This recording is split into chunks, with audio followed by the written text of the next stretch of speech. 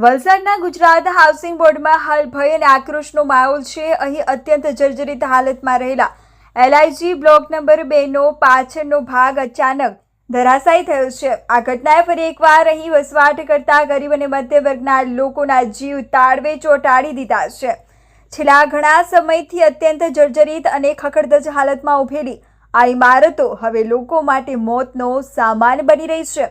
આજે અચાનક LIG block number 2ની બિલ્ડિંગનો પાછળનો હિસ્સો કડકભૂસ થઈને જમીનદોસ્ત થયો હતો। સદનસીબે મોટી જાનહાનિ ટળી છે, પરંતુ લોકો સતત ડરના ઓથાર હેઠળ જીવવા મજબૂર બન્યા છે। આ કોઈ પહેલી દુર્ઘટના નથી। ભૂતકાળમાં પણ આ હાઉસિંગ બોર્ડ મોતનો ખેલ ખેલી ચૂક્યું છે। ઘણા વર્ષો પહેલા અહીં બ્લોક નંબર 9 અને બ્લોક નંબર 26ની બિલ્ડિંગ પણ આ જ રીતે ધરાશાયી થઈ ચૂકી છે।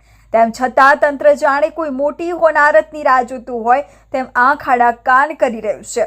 ગુજરાત હાઉસિંગ બોર્ડના આવાસોમાં મોટા ભાગે ગરીબ અને મધ્યમ વર્ગના પરિવારો વસવાટ કરે છે। આ પરિવારો પાસે રહેવા માટે અન્ય કોઈ વૈકલ્પિક વ્યવસ્થા ન હોવાથી તેઓ જીવના જોખમે અહીં રહેવા મજબૂર બન્યા છે। છેલ્લા ઘણા લાંબા સમયથી આ રહીશો સરકાર અને પ્રશાસન પાસે માત્ર એક જ માંગ કરી રહ્યા છે, અને તે છે તાત્કાલિક રીડેવલપમેન્ટ। બ્લોક નંબર 2ની આ ઘટના પ્રશાસન માટે લાલ બત્તી સમાન છે। સ્થાનિકોની રીડેવલપમેન્ટની માંગ એકદમ વ્યાજબી અને સમયની તાતી જરૂરિયાત છે। હવે જોવાનું એ રહ્યું કે તંત્ર કુંભકર્ણની નિંદ્રામાંથી ક્યારે જાગે છે અને આ ગરીબ પરિવારોને સુરક્ષિત છત ક્યારે પૂરી પાડે છે।